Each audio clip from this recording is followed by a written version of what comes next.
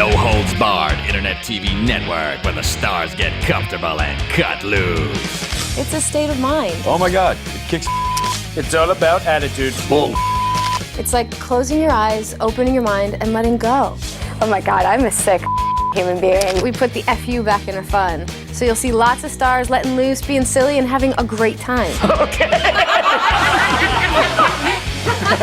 Raw, real, uncensored. Every second of it. Clearly, this isn't going on network television. The ogre shows a little more of himself this time than he did the last few. Ogre bottom. It's Why actually is that? because it's insured by Lloyd's of London for $10 million is why. Can we give a little? No. Oh, You literally want to smack my are they okay that it already has a crack in it? Jama-bum-ba-dum-bum. How come I feel like I'm on the set of Hee Haw right now? And now the good old boys. Let's recap now. My bottom is insured. Definitely. There's a crack in it. And if there was happy endings in Far, Far Away. Oh, Lord. Oh, no. This has turned a very dirty corner that I want to tell you I have nothing to do with. Hi, I'm Mike Myers. It's no good when it sees me. Yeah, continuity's for watch this shit. Dun-da-da-da, dun-da-da-dun-da-da-da. Now presenting Carrie Keegan, No Good TV. Thank you. I work with everybody, man. Everybody. Who do you want to work with? If I could work with Tupac, that'd have been my dream. I did a record with him, but he was already passed away. That would have sealed off my career. Do you have a moment that stands out to you? I felt like that when I worked with M, because he was like the next in line after Pop. I got in the studio with M to do this record. That's when I was like, you know what, I'm here. I'm where I need to be now. You know what I'm saying? Yeah. You know, and then Snoop came through like, yo, Con, I need that record, dog. Like, come on, Sean.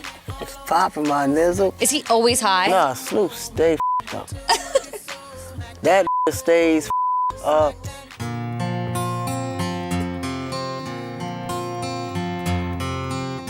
I hate waking up, means I have to die again tonight. 35 years old, I'm still sleeping outside. Think I know your face, I don't even want to know your name. I won't give in, I'm not like that. No, I won't give in to you. A Holocaust movie with a triumphant ending. Yes. Yeah. I knew there was one. There had to be one. Every now and then you come upon a story that demands to be told. I mean, that's the reason I got sort of inspired to do the film, really. I mean, it's just the fact that this story I didn't know about, it actually happened, and that these brothers fought and survived, and also managed to get 1,200 people out of the situation, and all of those people, lived and prospered. It's such an extraordinary story. I just can't believe it hasn't been told yet. I feel so lucky to just, have been part of telling it. What's really up is the fact that the studios don't want to make dramas.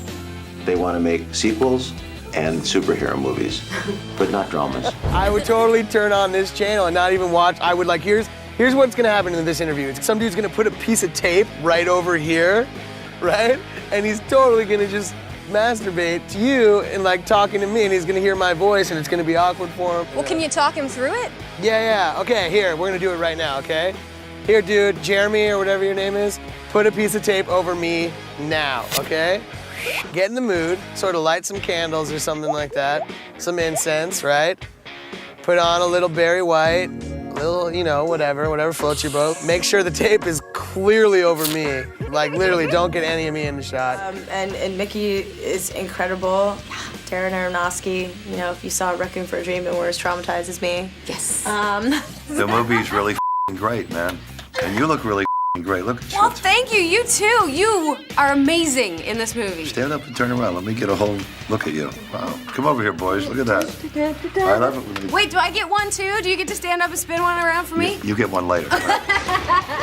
Basically, I was at a point, I was in another band called Midtown for a long time. Wow, yeah, I dig everything. I was kind of at a point in my life where I wasn't really sure what I wanted to do with my life. I'm so mixed up. What do I do?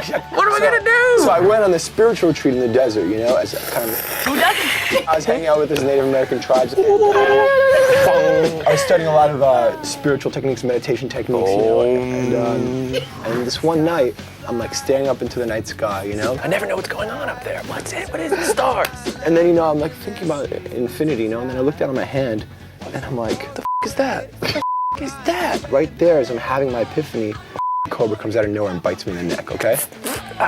Okay, now explain to me what this, and correct me, is it mashup, mosh-up, what is it? I guess now it's called mashups. I mean, that's sort of like the term, you know, that people created. Yeah. It's actually sort of a term that came from the dance hall world, mash up the place, mash up the party. Like, it was something that we were doing prior to naming it. We just called it mixing or blending. I mean, it was pretty much that's what DJs did, you know. We didn't really have a name for it. Society and sort of people who need to put things into boxes. Into boxes. They you know, they did the same thing for trip hop or, you know, happy hardcore or whatever the you want. You know, like there's different these subgenres that people make up, and mashup is basically, you know, taking two songs or two things, and you know, for anyone who doesn't know by now, it's taking two things, two songs that wouldn't normally go together and mixing them together and blending them together in a way where, you know, they sort of become a third brand new song.